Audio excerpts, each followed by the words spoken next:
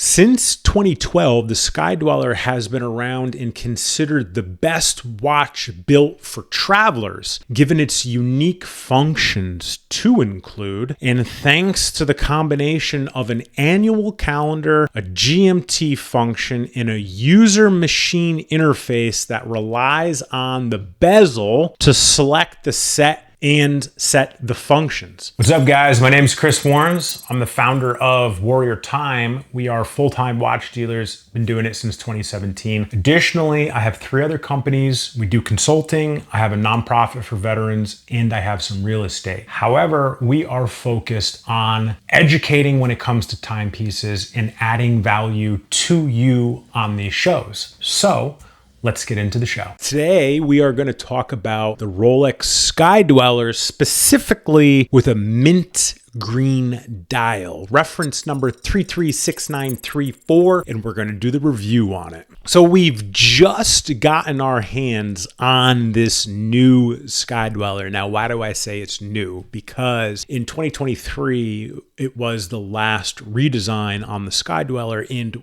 we're going to go over in depth what the Sky Dweller's history has looked like. But one of the coolest things they did in 2023, in my opinion, is they took the mint green dial off the Datejust. It's not the same dial, it's the same color, and put it on the Sky Dweller, and it was exclusively for the Datejust. Well, we got our hands on this piece for one of our clients. It was a special order, and he really wanted it only in this dial color, so we got him the freshest one on the market. It was only a couple of days old. But I want to talk a bit about the Sky Dweller overall and educate on this topic a bit because it's a really cool watch. And I actually had to learn a few things to record this show, which actually makes me pretty happy. It wasn't until last year I mentioned the Sky Dweller line borrowed some new dial colors, including the mint green dial we're reviewing today, which until now was kept, as I mentioned, exclusively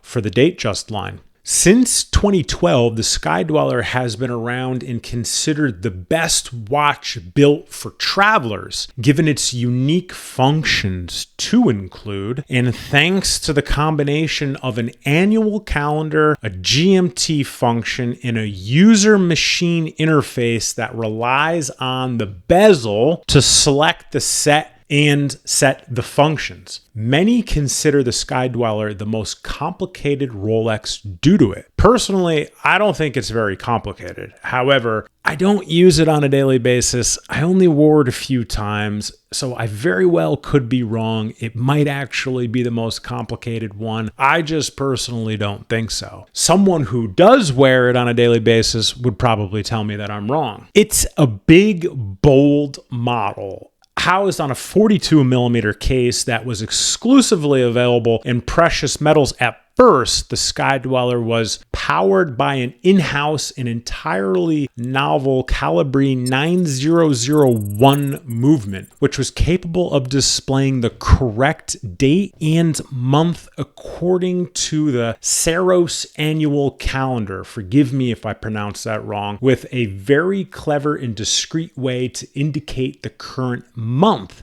and set of 2 distinct time zones, local and reference time, in a traditional flyer traveler manner. So the Sky Dweller line has gone through a couple of facelifts, first in 2017 and then another in 2023. And to be honest, the changes are pretty subtle externally. Most people, unless they know exactly what they're looking for when it comes to markers at the 6 o'clock, they're not really going to know there's a difference. However, the movement now, the Calibre 9002, is notably the biggest change and is a part of the latest generation of engine for the Sky Dweller. So let's talk about the price point. This is like the big thing when it comes to the Sky Dweller. So price point, MSRP is $15,650 on Oyster and $15,900 on Jubilee. But on the secondary market where we deal, these are trading